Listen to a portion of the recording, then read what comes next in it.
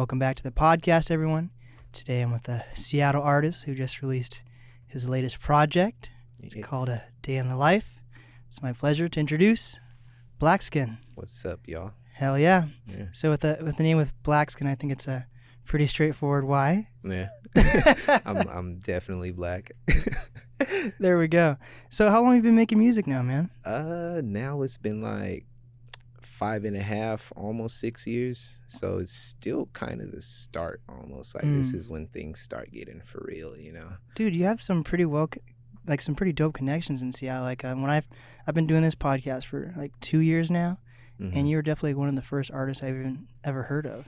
Yeah, I remember you hit me a while back, and then it just like got disconnected from like me not checking DMs in the pandemic too. And so like I'm glad we're here today though. Yes, sir, man. Like you're like a born and bred Seattle artist then. Yeah, man, born and raised. I went to school through the city, lived from like the CD to the South End. So like I'm pretty well versed in how Seattle is and the inner workings of it. Yes, sir. And I feel like did you go to school for basketball or anything, man? I feel like you're an athletic man. Okay, so the basketball, I did play ball for a while. I played like rec ball, I played AAU ball, tried out for basketball for like the high school team, but I never played like on the actual team. Really? Although I was supposed to go to, I believe, Seattle Academy for basketball. Like, damn. But I was on the waiting list. I understood that it costs money to go to a private school, and my mom was like a single mom, so I was like, let's just not call them back. Let me just go to public school, you know. And tell the audience how tall you are. You're a tall man. 6'3". That's with crazy. My shoes off. So with my shoes on, I still don't know how tall I am because it varies. But like 6'3" is a solid marking. So has music always been one of your main hobbies and things you've been interested in? I mean, I've loved music for the longest. Like growing up, my sister had this like big ass CD book with like it had like hella shit in there from like Ludacris to Missy Elliott to like Jay-Z, like Reasonable Doubt Jay-Z, you know, like Redman and Method Man. She had all sorts of stuff in there. So I used to just go through those all the time and listen to all sorts of music. And like, so I've always loved it, but I didn't start making it until 2016. I just like quit my job one day because it was like super depressing. Oh shit, where were you working? I was working at Sixth Rent-A-Car. Yeah, okay. It's like a German like luxury car rental like place, but like it was like the beginning of their shit. So they had just moved here, had no fleet, everything was stressful, and like the employees just had to take all the fucking, you know, lashings for that. And so I was just like, nah, quit. And then I started doing delivery stuff. And one day I was listening to Tribe Called Quest, Midnight Marauder, and I don't remember exactly what song, but I heard Phife Dawg rap, and I literally just in my head was like, I could do that. And I started writing that day. Holy shit. Yeah. And you didn't have like any music connections at that point? Not really. Like, well, kinda. So when I was in middle school, my cousin, Jugga Hill, he was like an artist from that era from Seattle. We used to like sell CDs on the street, and I used to go out there with them and just do my thing because like I was super young, just trying to get some money in my pocket. And so I was just out there selling CDs, and like it was cool. Like I met a lot of like music people out here, but like by the time I started making music, most of those people had phased out of making music, and it was just kind of like a fresh start.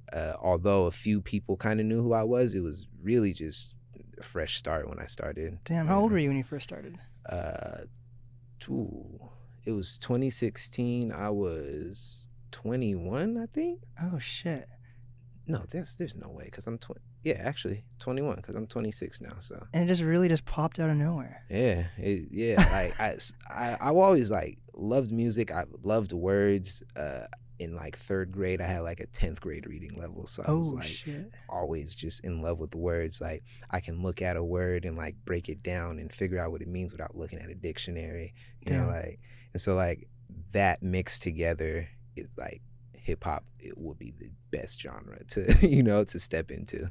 So like growing up in the CD, was like hip hop the main music you were listening to, like because of your sister, or like even outside of just like family music and all that? Like were there hip hop influences with like artists and You said you sold CDs, but like, did you know there was like a music scene going on that was hip hop? I wasn't really like into the music scene up until like high school. That's when I started getting into like music scene. But before I listened to hip hop music, my dad's from St. Kitts and Nevis, which is like a little 2-island nation in the Caribbean. Oh gosh, you're Caribbean? Yeah, that's dope. My mom is from Honduras, and so oh shit. Both of, like, with my dad being from where he was, there's a lot of reggae, a lot of like calypso, a lot of just like dance hall music. Mm-hmm. And then my mom being where she's from, you got like a bunch of what do you call that music?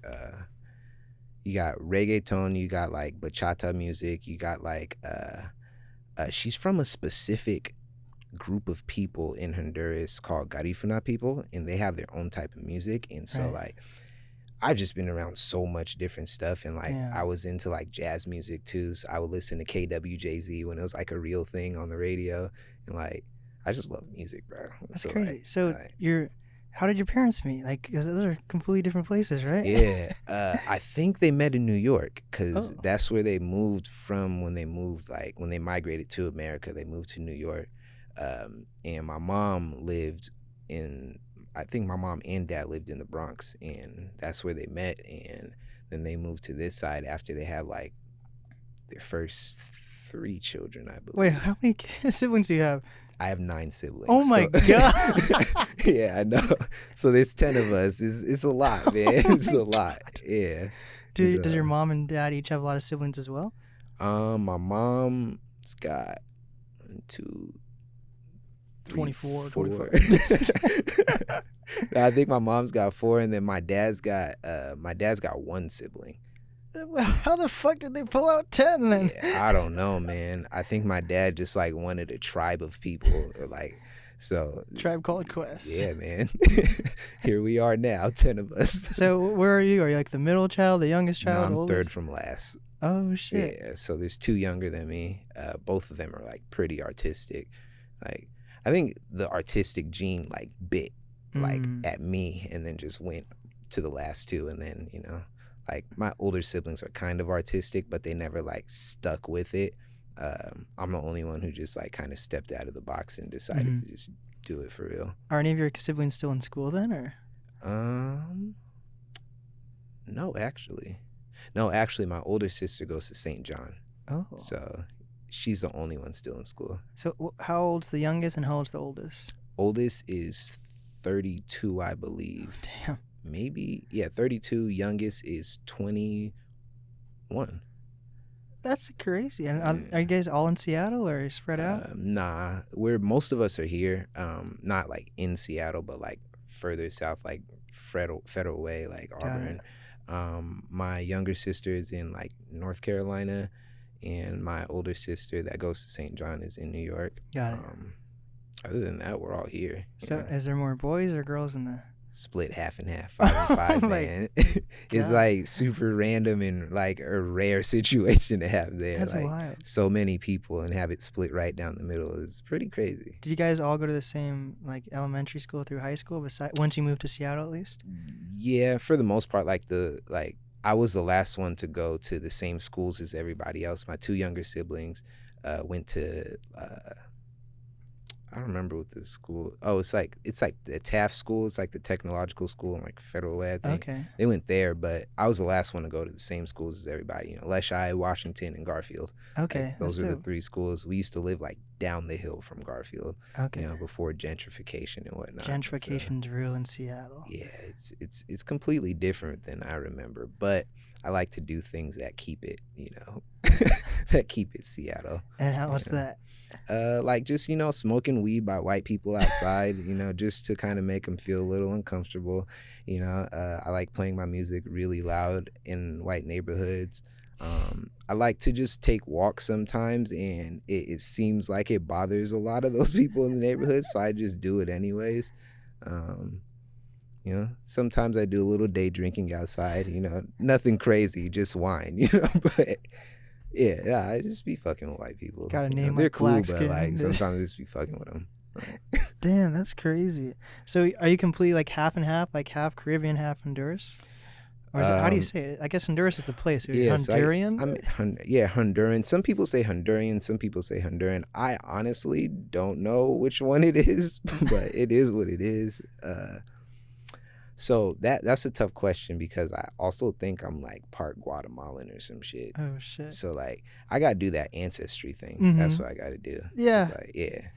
I should probably do that. I'm pretty sure I'm mixed with a lot of stuff, but as far as I know, it's Honduras and like the Caribbean. And do your parents have like accents or anything? Yeah, my dad has a Caribbean accent. My mom has like this like Seattle, New York, Latina accent. So it's like this weird mix between all of them. That sounds sassy. Yeah, it is kind of, like it's interesting. My mom speaks.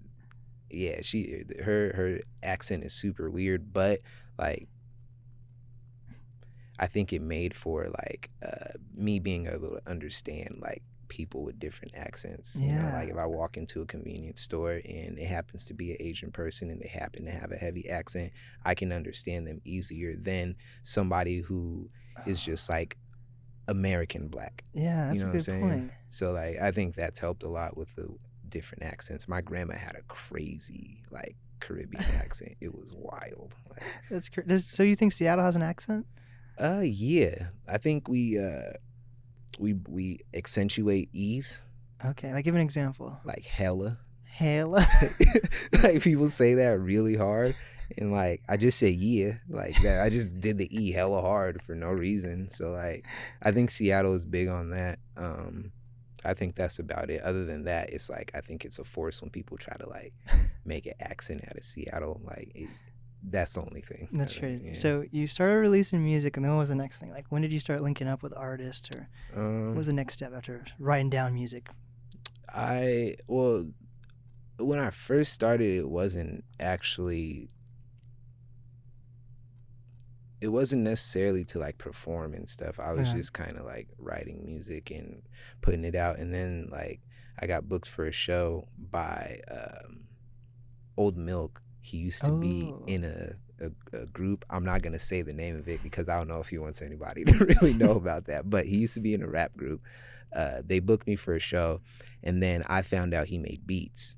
And then we started working together. We put out a few projects. The most notable one was Local Dope Dealer. Mm-hmm. We put that out, and then after that, I just started doing more shows, meeting more people. Ended up like kind of just like separating from everybody for a while, and then I just found South End Music, and he actually went to school with my oldest brother. Oh shit! And so he sent me beats, made a bunch of shit. But before that, I went on tour off of a Old Milk project too. I forgot about that part. That's a big part. Yeah, it was like it wasn't nothing crazy. Like people always say tour, and they're like, "Oh yeah, tour is the best." That shit's stressful, man. That shit's stressful. It costs a lot of money, and you usually stink. Those three things are pretty bad. But I went on tour off of a Old Milk project, and then I met up with South End the day we came back from the tour and did that. So what year was this? 2019. 2019. Oh shit! So this was all right before the pandemic. Mm-hmm. Yeah. So was the tour just in Washington? Did you leave? Nah, we drove to Portland and then we went to Chicago. Oh shit! But Chicago was just random. We just like let's go to Chicago. And we drove all the way to Chicago, came back, went to San Francisco, did San Diego. And then we did, I can't remember what the last place was, but it was Southern California. And then we came back and did our like homecoming Seattle show at the Rendezvous. Hey. Yeah. So you kind of did this thing where you just start locally and you just like build your way up. Did you like do open mics at all, or? Yeah, I did open mics there was like this spot around the corner from Columbia City Theater. Jay Fitty used to do an open mic there, and I used to go there all the time. Cafe Red used to have an open mic up there. I still would go to open mics. Like once everything opens up, I'm going to go to open mics. Like I'm gonna travel different places and just pop up at an open mic, you know. And I think that's honestly the best way to like build a fan base as as an up and coming artist, because it's like it lets you let go of whatever pride or ego you got, because you're at an open mic. Like you can't have any of that there, you know. So you just go and you perform. But yeah, those are the open mics I did, Cafe Red and whatever that spot is around the corner from. So you took like the traditional like path of how to gain followers and get your music out. Yeah, cause I think how old are you? I'm 20. Okay, so I have this theory in my head, right? Yes. Where people that were born in 95, 96 is an exception, but there's like a cutoff. I can't remember what month it is, but those people were exposed to not having internet and then having internet. Right. So like I know how to use the internet and all that stuff, and I know how to do the people thing at the same time, you know. And so I think a lot of times nowadays you have people on the younger end of life and they just know how to do the internet thing, and they struggle at, you know, getting in front of people and actually being a human. Yes. You know what I'm saying? I and so agree with like that. That's where I feel like I have I have the strength at, you know what I'm saying? And so like I took the traditional path, doing like the people to people. I used to sell my own CDs in, like at different festivals and at Seattle Center. That's when people like still kind of use CDs.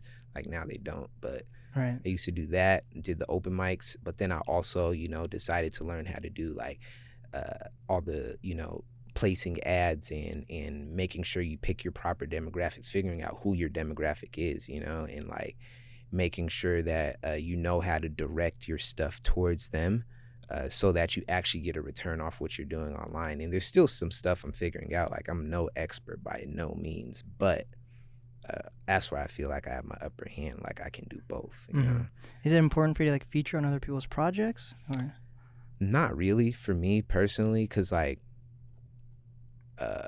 where me making music comes from, it doesn't come from a place of like I gotta blow up, I gotta do this, I got like, it's really just I'm just doing what I do. Like I'm speaking my everyday life over a beat, like writing tiny poems and sticking them together, essentially, you know what I'm saying? So it's never been important for me to feature on other people's projects, but if I really like what you do, then I'll easily feature on your project, you know. Like it just has to be like an actual, like a genuine like for what you do versus me saying, oh, you're popular, I want to feature on your music, you know. So when you said you stepped away from people, was that a hiatus, or you just focused on just doing your own thing with music, or? Well, so I did take a hiatus, but then there was also a moment where I just like stepped away from people, because like Seattle as a scene has a tendency of how do I put this? Has a tendency of a crab in the barrel type mentality. And the moment when someone does something of acknowledgement, there's a lot of people who have something to say against what they're doing. And that generally comes from a place of subjectivity versus actual opinion, or not opinion, versus advice or anything, you know what I'm saying? Right. And so I had to take a moment and basically understand that the world is bigger. You know what I'm saying? Like there's so much, like we drove from here to Chicago and there's so much empty land. Like the world is so big, like the United States alone is so big. So like, why am I worried or bothered about, you know, what's small, you know, like everything's so much bigger. And on top of that, like humans are so insignificant, bro. Like, and so like you got to give your best to the world so that everybody can then do what they got. Like I feel like everybody being in the right position is like a form of God, you know what I'm saying? And like everybody has to give their best to the world, and you can't give your best to the world if you're stuck in an environment that doesn't allow you to do so. So it's more mental than, you know, than it is actual, you know, where you're at. Was it like hard for you to step away then? Like was it like hurtful for you yourself, or? Nah, like I mean, like everybody got feelings, so some things hurt, you know what I'm saying? But like at the end of the day, I feel like that, like things like that motivate me, you know, to just do what I got to do. Cause I'm really like a super loner type person, you know, like I don't really like a lot of people around me. Like I always say I don't like people. I like individuals, you know what I'm saying? People who have their own thought process, people who can actually explain how they came to a conclusion versus just coming to a conclusion. You know what I'm saying? Can you give an example of that? Like, most people believe in God but don't believe in themselves. You believe in God because somebody else told you to, or you read a book that made you believe it was true. And I'm not saying he's not real, but you believe in something you can't see, but you can see yourself in the mirror, but you don't believe in yourself. Damn. You know what I've been realizing? Well, I think my family's talked to me a lot about it too, because I'm like, since the pandemic, I think I focused on myself a lot, and now I'm like focused because I'm back in the world, focusing on my surroundings. And it's kind of crazy, like how many people are like either crazy or like sad or whatever. Like a lot of people in the world have a fuck ton of issues, and I'm like, holy shit, how did I just walk through life and not notice this shit? I mean, there's a beauty to that though, to like being able to walk through life and just not really, you know, notice it, because it leaves you naive enough to be able to just kind of like be, instead of just like existing in society. Like you're able to actually be.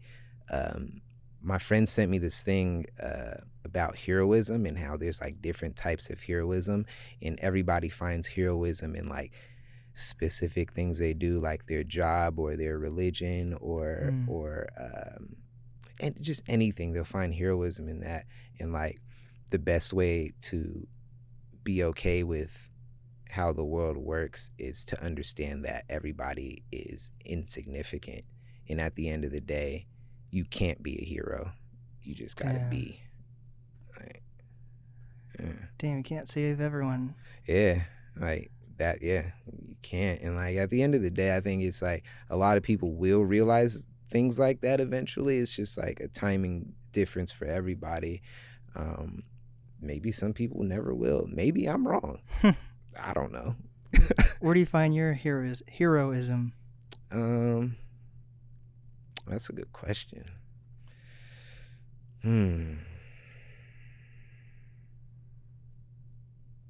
I think I find my heroism in like being able to identify my flaws and in making changes to, you know, fix. I wouldn't say fix, but I guess buff away the flaws. You know what I'm saying? Like they're never fully gone, but sometimes you're able to buff out a lot of it. You know what I'm saying? But like that's where I find my heroism, because I feel like if I can be my best self, then the people around me can be their best selves. Then like I can feed whatever information, knowledge, or anything that I have into my family to allow them to be their best selves. It just creates a better lineage after you're gone. Bring the mic a little closer, by the way. Yes. Is that a mindset you found before COVID even? Because I feel like a lot of people found different things in themselves during COVID. It was there, but like I think I got distracted for a while by like what most people find in music, which is popularity and all the things that come with it. You know, I got lost in like the sauce. Yeah, I definitely got lost in the sauce. But I think, you know, when I decided to step away from everybody and just like figure out what I'm doing, where I'm going, I think that was the moment where I was able to be more clear about just like what I want when it's all said and done, you know, because there's a lot of stuff in life that doesn't matter at all. You know? And we put so much value on it. If we take the value off of it, then those things will just become tools to what you actually want to do. You know? So is it intentional that you work with like specific producers for like when you do a project? It seems like you lock in with one specific producer. Yeah, I love like Currency's my favorite artist. So right? he just dropped a project yesterday. Yeah, we dropped a project on the same day. Hey. Which is fire. Yeah. He comes to Seattle all the time, dude. Yeah, I opened for him in like 2018. Oh shit. Yeah, I've done a lot of things out here. I've done a lot of random things. I don't be like, I'm the coolest motherfucker because I did all this. Like, I feel like I've already accomplished a lot of my dreams. So everything I do right now is just like a plus. Hell yeah, I like that. Yeah, but yeah, I do like to lock in on one producer. Currency's one of my favorites. Freddie Gibbs is one of my favorites, and they do these things with like The Alchemist, Madlib, where they just like do an entire project, and I feel like it makes for a more cinematic vibe. And so I kind of took that and started locking in with like one producer and having them produce a bunch of shit and like and putting it all together. Like, and so that's one of my favorite things to do is to like put a full project together. Like, I hate singles. Like I hate putting out singles. Like, I feel like it's a waste of my time because that's not what I'm here to do. And it seems like some of your EPs are like shorter. Is that because you rather do something shorter than just release a single? Yeah, people's attention span, my attention span ain't that long. You know? So like I understand like once you start getting into like the 30, 40 minutes of a project, people are like, I'm not listening no more. But if you can keep it at like 15 to 20 minutes but still provide multiple tracks, like people are more likely to listen to the whole thing. I'm more likely to listen. I always use myself as a meter. Like, if I'm more likely to listen to it, then I'm pretty sure somebody else will too, you know? Yeah. So like I just like to keep it all short and concise, you know, less words. That's what poetry is based off of, you know, using specific words to get the point across. And so I use less words in a specific manner so that I can get the point across immediately instead of rapping in circles and then touching a point, you know. It seems like you enjoy, you're an artist who really enjoys like sampling in their music. Yeah. I'm huge into that. I don't make music, but like the hip hop artists I love the most are people who sample a lot. Yeah. It provides like ambiance, warmth, and like I'm a big like colors to sound person, so like I like my music to sound like yellow and orange, like real like rich and warm, you know, like. And so sampling does a lot of that because of a lot of it comes from vinyl, and like I like to take little samples out of my favorite like TV shows and movies and stuff, like because I feel like a lot of them are like got some pretty funny ones, man. Yeah, like when I made Disconnect 2, all of those samples came from Black Jesus. Oh shit. And you wouldn't think that because that show's just funny as hell, but like everything came from Black Jesus. And there was like sort of like I wanted to make the whole project kind of like a joke undertone, but like for real, like I was serious, but like then everything ends off on kind of like a haha. Yeah. You know, just kind of next song after that, you know. So like yeah, I use it to just kind of like break things up, make it like less like just music, you know, tell a story. And what's your thing with Betty White? Man, I don't know. She's just dope as hell. Like I used to watch Golden Girls with my grandma when I was a kid all the time, and so like she was always my favorite because she was just kind of like clueless, but she was still smart, like. But she was also just extra clueless, you know? And so like, and she's still around. She had that show for a while. It was like a prank show. I don't remember what it was called, but she had that show, and she got a commercial on podcast talking about Smokey the Bear now, you know? Like she's really out here doing it. Like, and she's goals for me as far as like longevity. Like longevity, she does it. Like she's been in the game for a long time. Yes, like, sir. Yeah. BlkSknn's got a song called Betty and also one called Betty White. Yeah. I think I just like old people names too. Because Betty was the name of my like car. I had a red Volvo and I named it Betty. Yeah. I think I like old people names too. I think that's it. Yeah. That's crazy. Which one do you like better though? The Betty song or the Betty White song? They both hold a special place in my heart. Betty White was created on a beat that was going to be thrown away. That beat was going to be thrown away or just tucked away and not used, and I was like, let me have that. And that was the first song I made with Zachariah, which he produced the entire Day in the Life. Betty, that song, was kind of like a free write that I actually ended up liking and making a real song, you know, like, so it's super natural. I think if I had to pick, I'd pick Betty White. Go stream that right now, everyone. yeah, but also stream Betty. Yes, sir. So how'd you connect with Zacharyah, you said? Yeah. So I used to sell CDs everywhere, and I was at, I think like Fremont Festival or something like that. I was selling CDs, and he walks up to me and he was like, yo, like, let me see what you got. And I showed him my CDs and gave him the whole rundown. And he was like, yeah, I'll buy some, but like you gotta rap for me. This was when I was first starting, and I was like, all right, word. And he was the first like young person that did that to me. You know, usually it's like older dudes that do that, but he was the first young person. So I was like, all right, cool. Let me rap for him. And I rapped for him, and he was like, all right, that was dope. And then he just started rapping, and I was like, yo, what the fuck? And I was like, all right, dope. He still bought the CD, went back to, he was working there, and he had saw me earlier. So that's how we like, you know, and then so he went back to his tent that he was working at.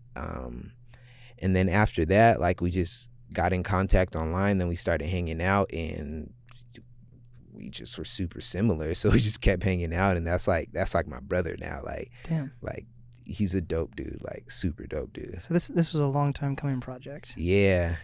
He didn't start making beats until like 2018. He still raps, I believe, but he's more so making beats right now. But yeah, it was a long time coming, because he took a long time like locking himself in a room, learning how to make beats, and not just make your simple like Fruity Loops beats, but like make the sound you're trying to go for, like create that sound instead of just settling for what's popular, you know.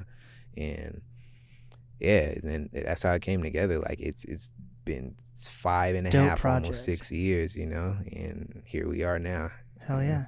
And how did you meet Carter Wilson?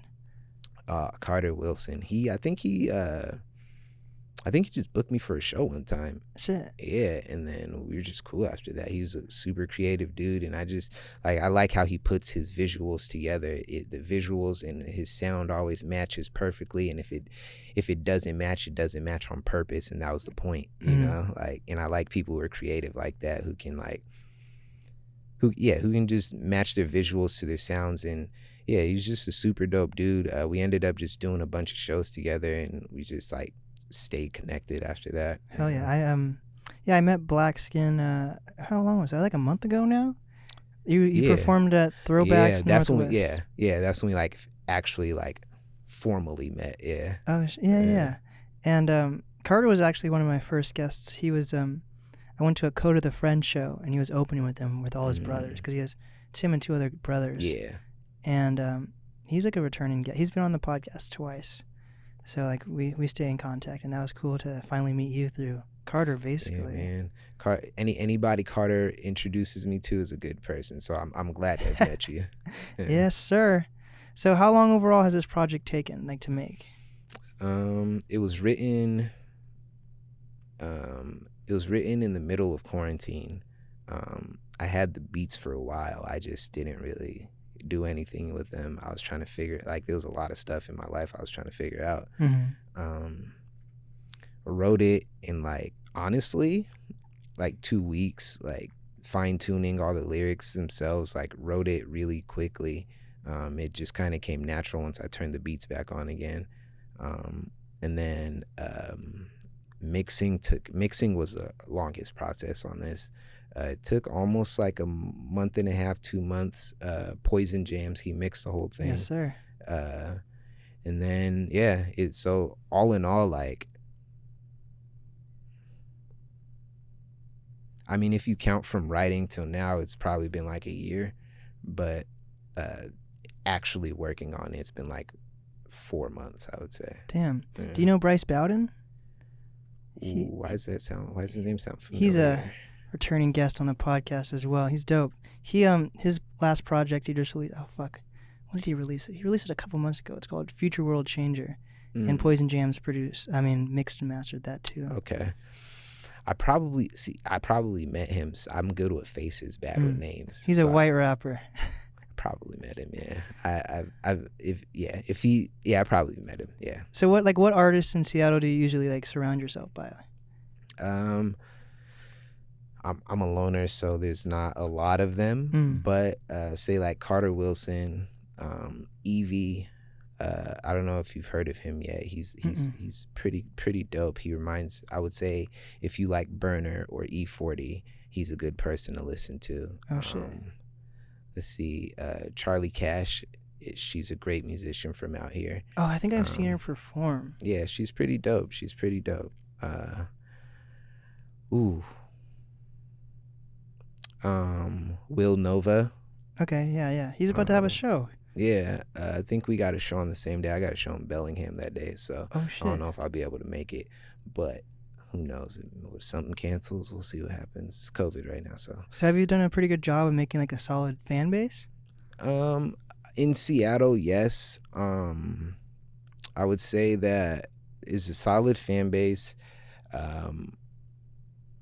but I think that people in general, actually no, let's say this. The way I created the fan base and the way I've gotten my information out to my fan base has not been the best idea in the long run. Instagram is what I'm talking about in particular. With all the changes Instagram makes it harder to do the same things that I did just a year ago. You know what I'm saying? So now I'm on this thing where vertical integration, like I have to have individual contact with each person. Like, you know what I'm saying? If you get 1,000 people, you got individual contact that, you know, fucks with what you're doing. You can make that work for you forever if that's really what you wanted, just those 1,000 people. So I just started a Discord server, you know, just having people go in there. I got my own business line now. I got that like attached to everything so people can like hit me up and like, so I think that's the better way to go about building the fan base now, you know, but I think it's pretty solid right now. Like it's not shaky, you know. I know how to get my shit out there. That's dope. Do you have a team at all or a manager or anything? Just me. Oh, just shit. me. Yeah, man, just me. Like I had a manager before, but you know, he wants to create music too, and I believe that, you know, if that's what you want to do, that you should go and do what you got to do, you know. And he does create great music too. Rashid Smiley, he's gonna drop music. I don't know when, but when he drops it, everybody should listen. But yeah, like he used to manage me.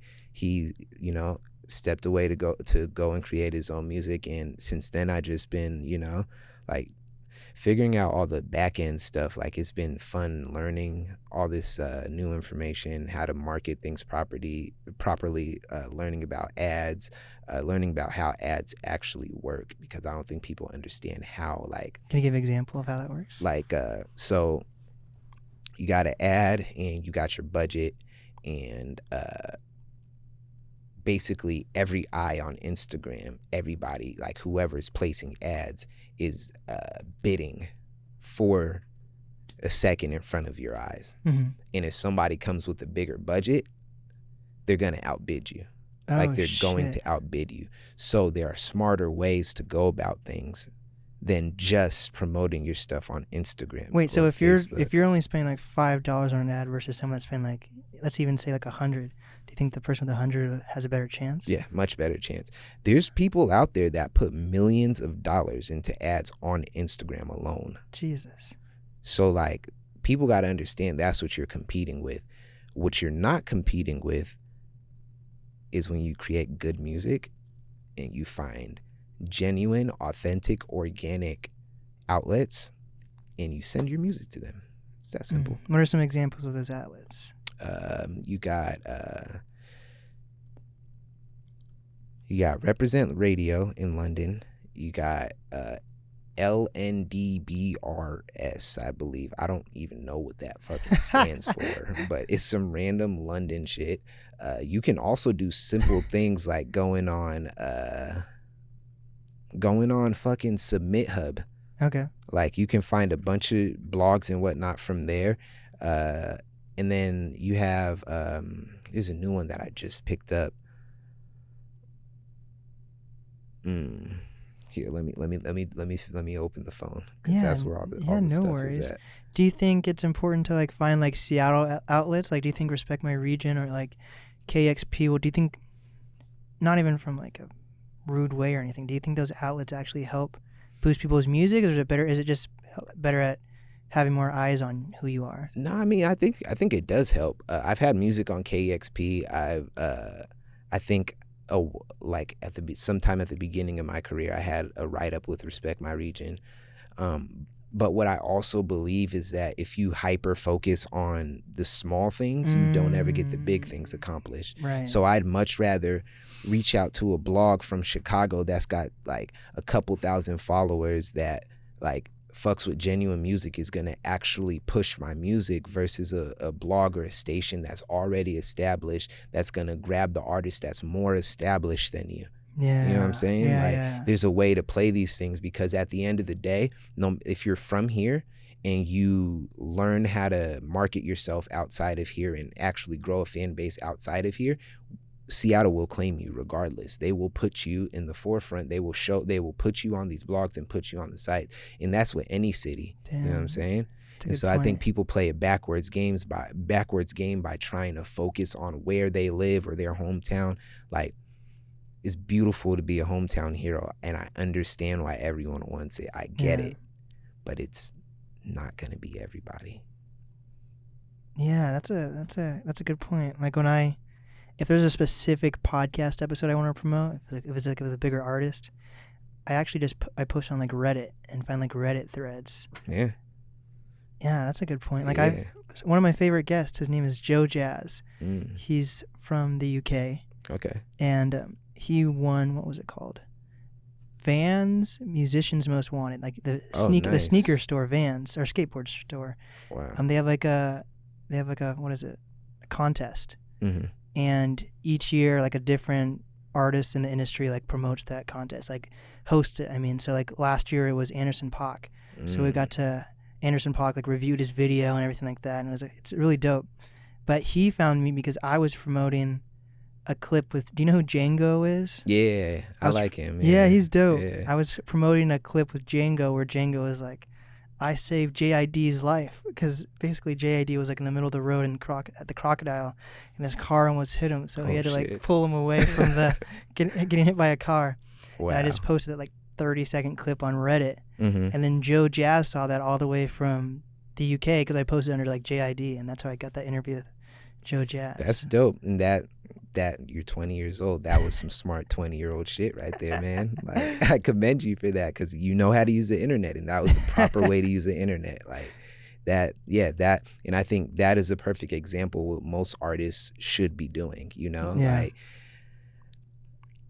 Like, I think a lot of artists no longer focus on making the quality music, like lyrics and all, like, so it's harder to do something like that, if that makes sense. Yeah. Because people aren't like genuinely into it. People usually get into an artist because they're doing some like, you know, like publicity stunt or some gimmick, you know what I'm saying? And they're into the gimmick more than they are into the artist. But when you create authentic music, like authentically good music, you know, that you put your time into making sure every corner is touched, like, then you can do things like that, you know? Yeah. I think a lot of shitty artists are actually helping highlight producers, because most people want to find something good in a song. Yeah, that's how Kenny Beats got popping. Oh, okay. Like, you know, no offense to any of the artists he works with, but a lot of them be like shitty actual rappers, you know what I'm saying? Yeah. It is what it is. I like shitty music too. Like, so yeah, who doesn't? You know, every like, once in a while. There's some shitty music that I like, and there's some that I don't. And a lot of the Kenny Beats stuff is dope, mostly because the production, and, you know, like, yeah, and mostly because the production, you know? So I like to not be that guy though, you know? I like to make sure that my raps are on point. Yes, sir. Yeah. It was dope seeing you perform live at Throwbacks Northwest. Yeah, that was a fun one. That was my first performance in like, it had been like a year and a half since the pandemic started. So it was pretty dope to like get back in front of people, you know, see the stuff I got to work on and go back home and practice and stuff. Yeah. Like, yeah. Do you have any goals for the end of 2021 leading into 2022? Really just, you know, just keep growing every day. Like, you know, turn 1 to 2 every day, turn 2 to 3 every day. Like, as long as I'm moving forward, like, my goals are met, you know, like learning every day about the things that I, you know, want to do, like the advertising and the marketing, learning how to do that part so that I can make life easier, learning new things, you know, learning new words. Hell yeah. Like, I just, you know, just want to keep learning, man. I test out my new words on the podcast, and sometimes those words turn shout out the Scarlet Park interview. Sometimes my words are actually incorrect, but sometimes you got to test them out with live people. I feel it. Have you heard the word surreptitious? I don't even know it. Surreptitious. Yes. What does that mean? It means secretive. Oh, shit. Like, someone's being surreptitious. Is that mostly in like a negative way, or like, stop being so surreptitious, Jennifer? Or I guess it kind of gives a negative connotation, but yeah, I'm pretty sure you can use it. I'm gonna start using that. Yeah, that was a cool word that I've learned. I have a surreptitious project coming out or something, whatever. Yeah, I don't know if that might actually work. I don't know exactly, like, because it's a new word, so like I'd be still trying to figure out how to use it exactly, but that might actually work. I'm gonna check like your next project. It's gonna be like it's either gonna be the title of a song or it's gonna be thrown into one of the lyrics. It might. That's what I usually do. I just throw my vocabulary words into a lyric, and people just be like, "What does that mean?" And I'll tell you exactly what it means. That's crazy. So what's the biggest thing you learned about yourself during this pandemic so far? Biggest thing I learned about myself, I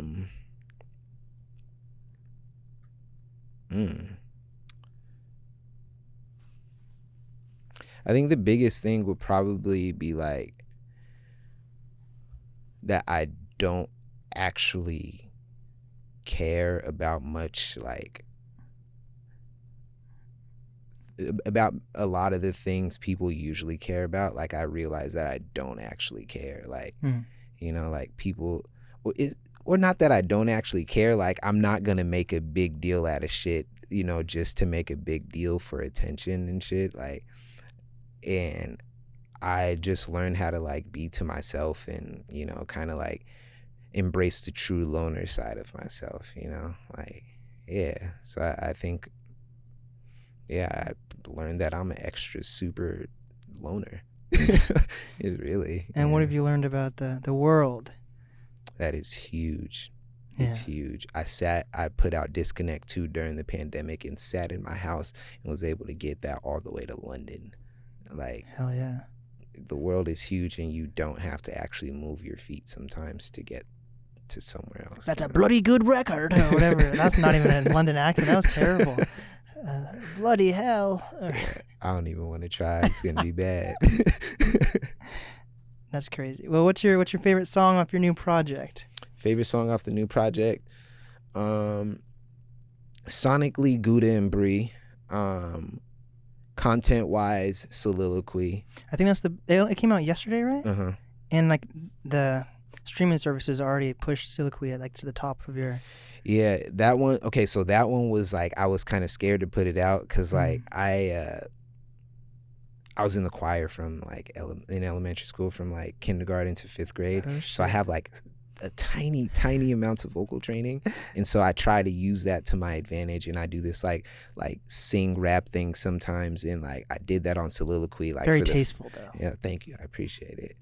Did it for the first time in like 4 years. Like, I haven't done that in a song in a long time, and I was kind of scared again, and I like the feeling of being scared to put something out, because then when people receive it well, it's like, yes, thank you, like, I appreciate you, you know, like it puts a stamp on what you do, you know? Yeah, dude, so, I think it's being received well already, man. Oh, thank you, man. Thank you. There's still a lot of work to do. I still got a lot of places to submit the music to. I've been up all night submitting music, so like I'm down for the grind, man. Like, this is the best part of it, you know? Like, then once you get where you're going, to be able to look back and be like, damn, I really did all that, you know?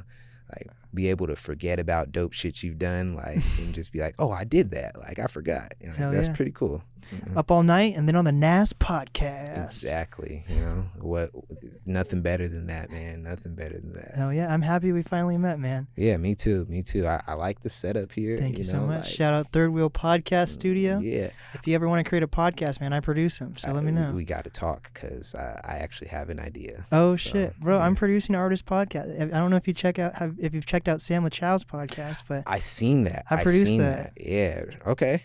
Yes, okay. Sir. Well, yeah, we got to talk because I got an actual like good idea, and I think you'll be perfect. Dude, we gotta do it. We can't talk about it on this podcast. People will take that idea. Yeah. I got a lot of good ideas that I don't like to say out loud, but they just kind of like sit in my phone because I write them down. But a lot of them don't get accomplished because like if you just share it out loud, somebody will just steal it, and then you'll be mad that somebody stole it. Maybe I should let people steal my ideas, and just, You're part of the NAST community. I'm telling everyone, this is a thing I'm just going to be pushing for a while. You're part of the NAST community now, so we got resources here for you, man. Yeah, I'm here. I got ideas for your resources. So Hell yeah, let's do it. There we go. Well, what is some advice that you have for up and coming artists, creators, influencers? Be authentic. Like actually authentic, not that like act like you're authentic shit. Like be authentic. Learn how to walk without actually physically moving, which is utilizing the internet properly. And like do not under any circumstances build all of your communication with your following on one platform. Do not do the just Instagram thing. Do not like figure out how to fucking vertically integrate that and like get a phone number or start a Discord or something, but don't do that. Don't just put it on one social media platform or something. Very true. Yeah. I need to start working on that too. You're right. Like I have Reddit and stuff, but like Reddit's a good one though, because it's like Discord. It's damn near the same thing. Yeah. Reddit's not going anywhere though. Yeah. So like that, I think that's exactly what I'm talking about right there. Yes, like, sir. Yeah. What was the easiest way for people to reach you? Easiest way. Well, go to BlkSknn.com, BlkSknn.com, and from there you can reach me everywhere. You can click the Instagram thing at the bottom. You can click and listen to my music. You can watch videos. You can see my next shows. Like you can see everything from there. That's the easiest way to figure out how to reach me is to just go to my website. Hell yeah. Yeah. And tell the audience what your project's called again. Day in the Life. It is Day in the Life, created by me and Zachariah, available everywhere you listen to music at. Hell yeah. Yeah. This is the NAST podcast with BlkSknn. And we did it. Yeah.